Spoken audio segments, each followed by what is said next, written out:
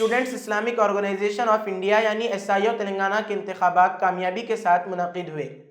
Doctor خالد مبشر الظفر امیر حلقہ جماعت اسلامی تلنگانہ اور عبدالحفیظ قومی صدر SIO انڈیا نے انتخابات کی نگرانی کی۔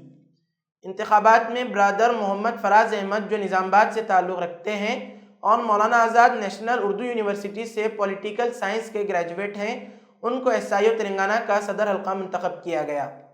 برادر فراز احمد نے سابق میں SIO تلنگانہ کے ریاستی سیکریٹری اور نظام آباد کے سیکریٹری کے طور پر خدمات انجام دیں اور SIO کے قومی رسالے رفیق منزل کے معاون مدیر رہے۔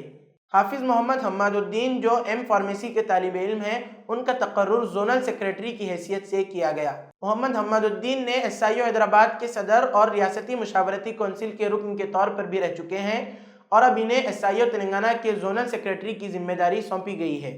زونل ایڈوائزری کونسل یعنی ZAS کے ارکان برائے مدت 2025-26 درج ذیل ہیں: اشفاق احمد، ڈاکٹر اسد وسیم، صہیب احمد خان، عمر شہروز، ایڈوکیٹ غیاث الدین، مصعب عبد الرحمن، سہیل رضوان، عرفان خان، حسین شہباز، عبدالسلام شاکر، سمان رافد، قیام الدین، عبدالخالق سبحانی، فہیم الدین صوفی،